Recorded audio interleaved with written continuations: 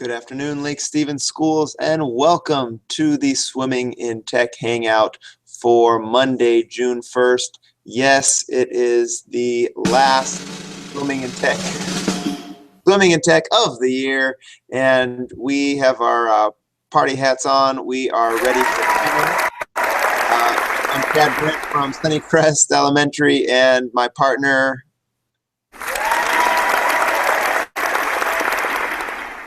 Pretty happy people here, Chad. Absolutely. So I'm here with Phil Biggs, LSSD Technology, TOSA, and let's get started with this week's Swimming in Tech, again, our last of the year. And our first... Oh, geez. What is going on, Chad? All right, okay, I'll get serious. All right, segment one, Google Apps. Phil, you seeing my screen? I am, yes. All right, great. So today we'll be talking about, we'll start with Google+, how you can stay connected to educators year-round on this great program. It's a social network that is full of great education ideas. So how to get to Google+? Well, if you are signed into Chrome, you could be on Gmail, your calendar, and Google Drive. You'll see, of course, this apps launcher right here, and you can click on this and click on your Google+ icon. Or if you are already in Google+, it will say plus your first name up here. I think if you have not signed up for Google+, it might just say plus you, and then you can click on this to sign up for Google+. The very first time if you haven't signed up. Once you go to Google+ for the first time, it will offer to upload some or use some of the contacts that you have. If they're on Google+, then you can add them to your Google+ contacts as well. You can follow individuals and communities, and it's a lot like signing up for Pinterest or Facebook, where they will suggest people to follow or to add to your group of people. So we're not going to walk you through that. That's pretty self-explanatory, and once you get through all those sign-up features, then you'll get here, and this is to your stream. It's like your Facebook feed, and all kinds of information here. Over on the right-hand side, they'll give you some suggested people you may know that you can scroll through. I've taken that off for now. If all of these tiles is a little busy for you, you can change that to just a single column stream layout. This is how it looks if you're going to be doing this on your Android phone. It'll just be in a single column of posts. So what do you see here? I'm going to switch back to the tiles. You are just seeing information that people have shared that are either in communities that you have joined or just people that you are following. If you want to share something similar to other social media that you're aware of, you can share just text. You can upload photos, URLs, videos, etc. There's also events and polls that you can add as well. So this is pretty self-explanatory if you're used to social media. But what is in it for you as an educator?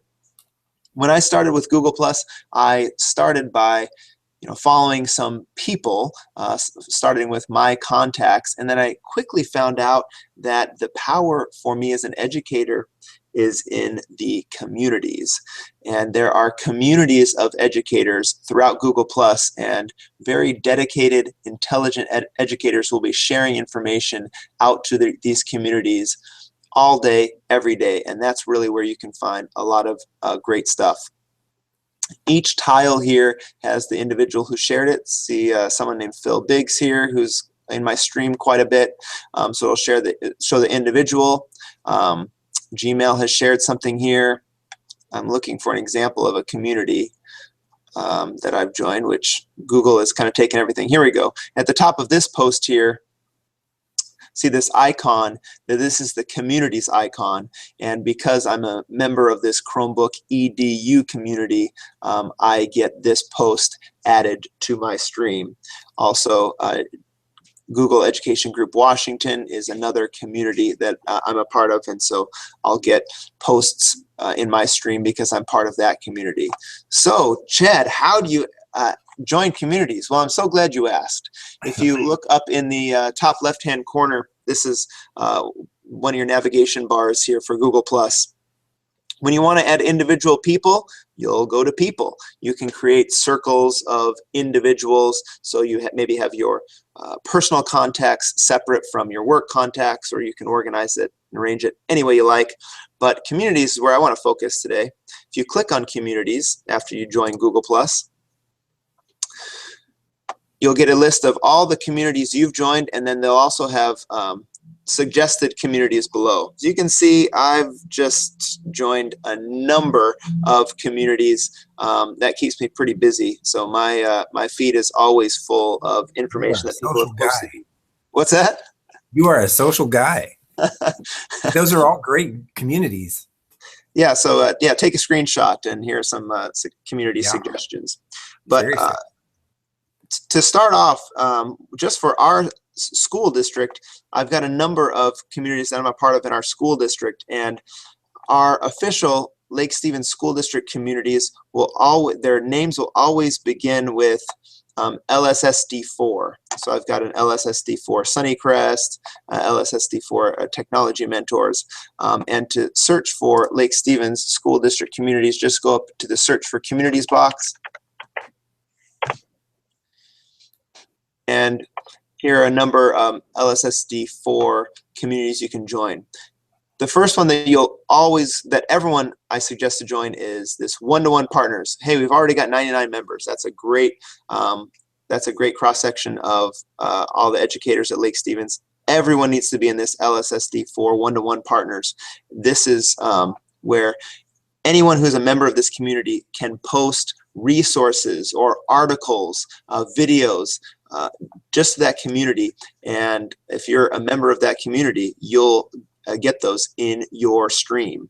And Chad, there are a lot of us that post to that one too. So absolutely, 125 posts, so you can go back through that history. It's as easy as once you find a community, click this button. It will say join if you're not currently in the group. Right now it says view, and I can just go and view everything just from that community just by clicking view.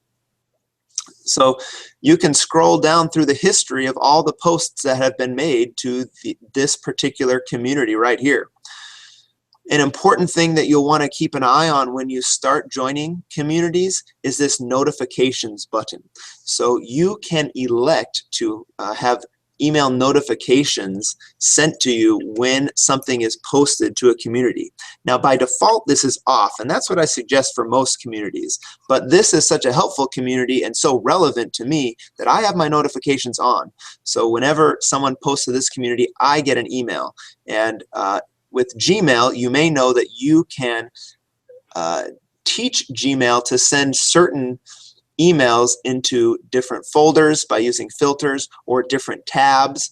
And so I have all of my emails that come from this community into a certain tab in my email, just going to my social tab over here. That would be, again, for another walkthrough in the future, but you can turn on notifications if there is a community that you particularly want to keep a close eye on, and this is one of them. Phil, I'll let you in for a moment if you've got anything you want to add. No, but and we do want to build these out and get, it's just I find communities are the best way I find information out there, because you've got these people that are just willing to share. You get things, you know, hours after they're available, you find out about things. So absolutely. And to sweeten the pot, to help you get onto Google Plus and to encourage you to join this LSSD 411 Partners, I will put up a post that the date on is a little dated, but the info is great. There is it's a Google spreadsheet of the top education related Google Plus communities. So if you don't know where to start with communities, you're not quite sure what to join, check back And in this LSSD4 one-to-one partners, I will post that link to that spreadsheet that is, it's arranged by number of members, I think, of the community. And I'll post that to the LSSD4 one-to-one partners. It'll be up right now, actually, and you can go to Google Plus and check that out so you can get started with your community suggestions. So if you go back to communities, searching for communities here, if you're ready to create your own community, just click the blue button here once you've clicked on the communities button over here in the navigation. And of course, if you're looking for more communities, you can also just click the recommended for you. Once you've joined a number of education communities, Google will learn that, wow, they might be interested in some other education communities, and they'll recommend those. So get started on Google Plus. Chad, the other thing, and this is kind of like the way a lot of people got started with email, was it was nice for work, but it was also great for home. What if a person had a kind of a interest outside of school? So go up in there under search, and let's just say you were interested in bicycling. Could you find a community on that? Let's see. So I'm back on my communities, search for communities. Like anyone has any time for any interest outside of school. But, oh my gosh. Yeah, there you go. Yeah, if we did, there are communities on any and all topics. So I'm sure you could find knitting or crocheting, or if you were interested in gardening. I mean, there's communities for everything out there. And a lot of people don't get Google Plus, but I think it's because they don't get the communities. It's all about communities. And it's really, if you've got an interest, Google Plus is the easiest, best way to get continual information. There's also like Washington specific ones too. So. Absolutely. So we could, of course, do many additions on Google Plus alone, but just getting started on Google Plus and exploring some communities. If you stopped there with Google Plus, you'd get a bunch of great information every time you logged in on your stream. You get all kinds of very rich information and about teaching with technology, just teaching in general. It doesn't have to be technology related, but it's all in the communities. Yeah. Fast, quick, this keeps you up to date. When you want it, you go for it. All right, Phil. Well, thanks for chiming in, and I'm going to toss this off to you. Segment 2, a little bit more with apps. I understand we've got some new animations on Google Slides. Take it away. Yeah, and speaking of a good use of Google Communities, let me get my screen shared here. You see it, Chad? I got you. Okay, so this is one of those things I found out about on Google Plus because, and I found out about it within a few hours of this actually being available. In fact, it was so new I had to wait a few days before it was available on the school one. But that is what, you know, Google, they're always improving, adding things, little bits and pieces, and they never really tell anyone that they've done that. But I think it was last week they added in some new animations in slides. And normally that wouldn't be such a big deal, but it was one of those things where it's like, finally, they did this. So I've got a slide up here and I'll just kind of show you that. If you've never done animations before, you know that you can make things come in and out on your screen, appear, disappear, that kind of thing. And before there were some really basic animations and you didn't have much control over them. So with this one, it's added quite a bit. So in order to see my animations, I'm going to go view animations. I'll see the animation bar show up on the side over here. And everything out of the way. And what we can do is I'm going to just to show you the new animations. Let me select this piece of text here, and we're going to come over and we're going to add an animation. And the usual ones, fade in, fade out, are all there, but you'll notice that the fly in now has an option to come in from the left, right, bottom, and top, and also to leave the same way. Those are the big new adds to the animation. The other thing that they added was an appear and disappear. If you just want, if you're going through, you want to show some images really quick on your screen and go through them, and you don't want to wait around for a second for that fade in, fade out. You can just appear, disappear. So those are the new animations that they've added. So before, if you said fly in, it just always came in from the left, and you said fly out, I think it went to the right. That was it. That's all you had. So let's just do one. We'll say we're going to make the text fly in from the left. And if you click the play button, you'll see that I can change that. Should come in here. I've got to click my mouse. And I can just bring that in. And then maybe I want to add an animation, and we'll bring the frog in from the right. So they kind of come from other areas. I'll do that afterwards, and playing the animation just lets you see it. So let's click. Click on the slide, bring that text in. The picture follows. So it's kind of a cool way to do that. Now, the other thing, maybe I could come up here just to show you one more, the appear and disappear. So I'll add an animation to this one and tell it just to appear. And we'll just say on the mouse click as well. And of course, you can move things around by sliding them up there on that one. So now if I click play, I'll get a blank slide. I click, there's an appear. See, it just popped in. But it was a real subtle fade, really fast. Fly in, fly. Oh, I must have forgotten to the frog. Oh, I know why, because I went too soon, didn't I? But you can see those new animations. Nice to have. Make some of your kids happy too, because if they're PowerPoint, they're power users in PowerPoint, they're going to like these animations. Thanks, Phil. That takes us to the final segment of the year. The long course this week will be led by guest swimmer Heidi Finley, and she's here to share how she's using Google Maps in the classroom. Thanks a lot, Heidi. Welcome. Thanks, Chad.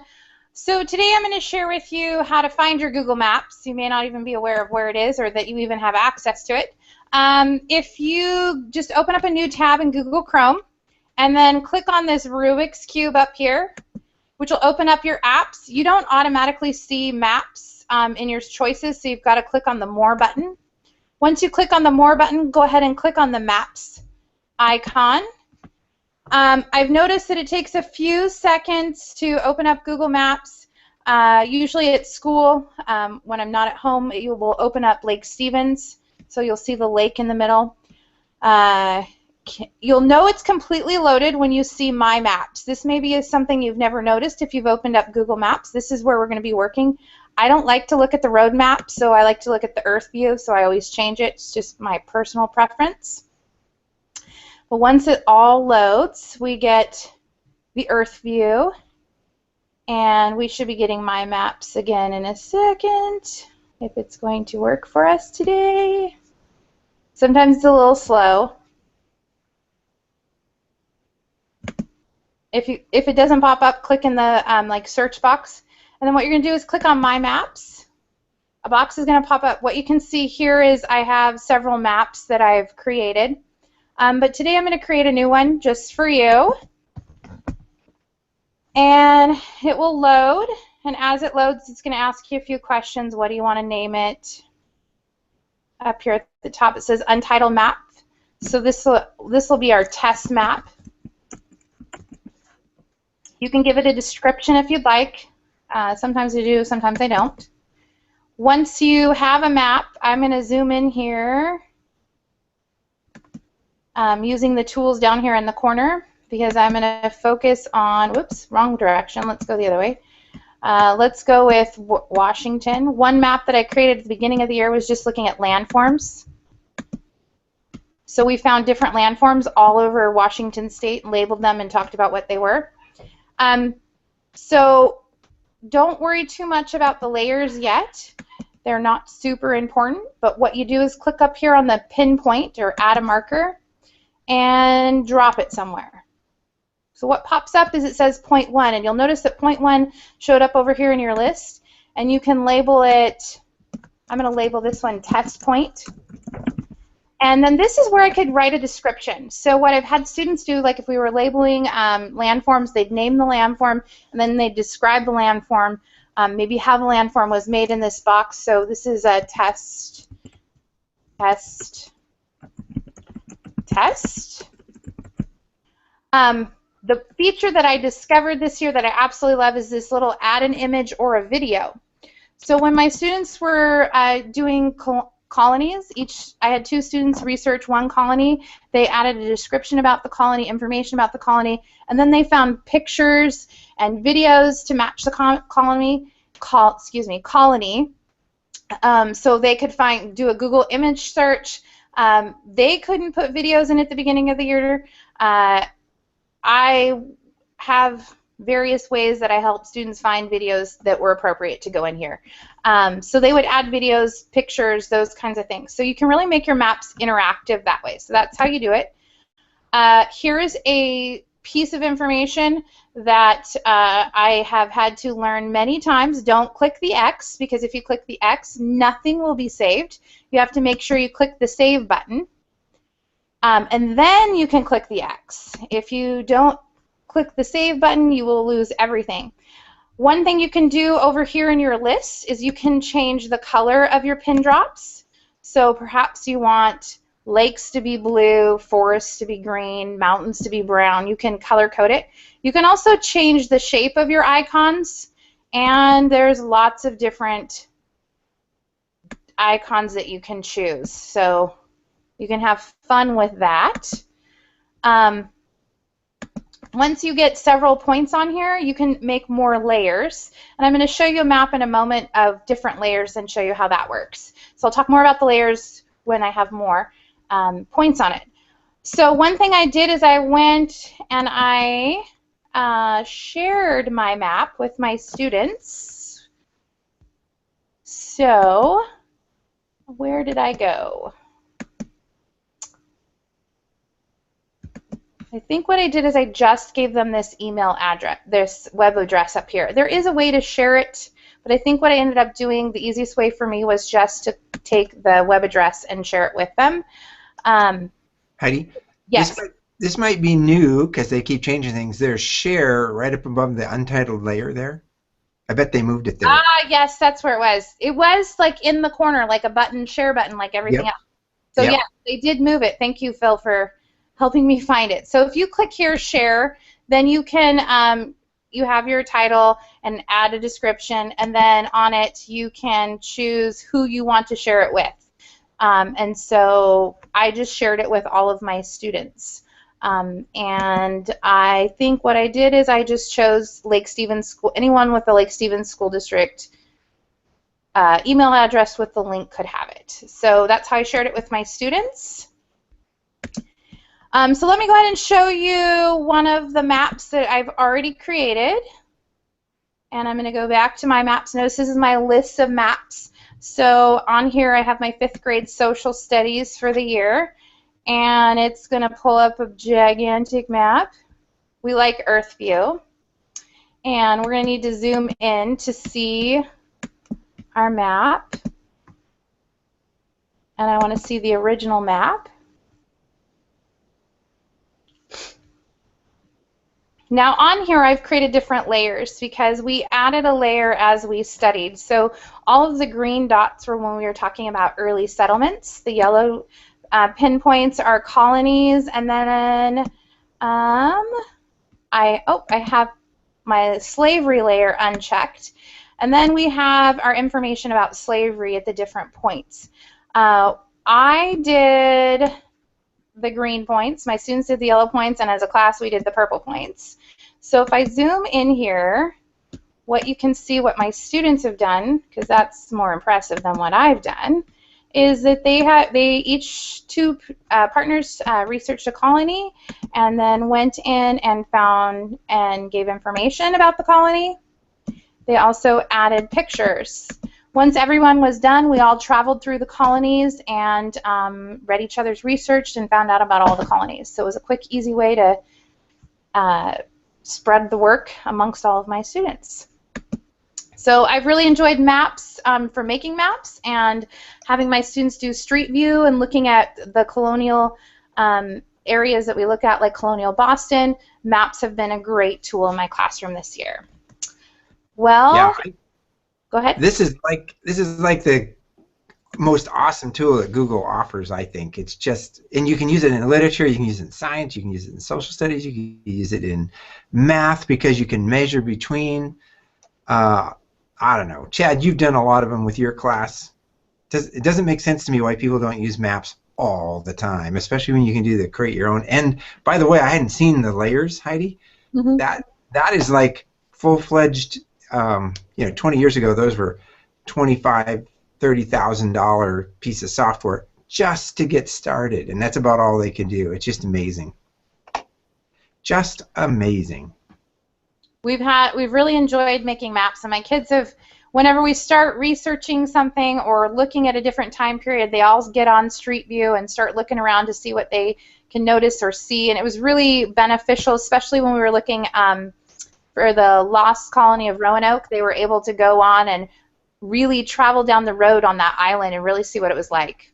Yeah, and when you get beyond that, then say like a high school teacher who's teaching Civil War, you can overlay. They have overlays that go over the top where you can zoom in battle. You can actually, I think they even have now where you can pinpoint exactly who died where and what spot. I mean, it's just phenomenal what they're doing. So, pretty cool. All right, that's all I got for you. Thanks for joining us, Heidi. And yes, it is the last episode of Swimming in Tech. And we just want you to all enjoy your summer. And A little slow, but I got it. Maybe you could say the last episode one more time, Chad. this is the last episode.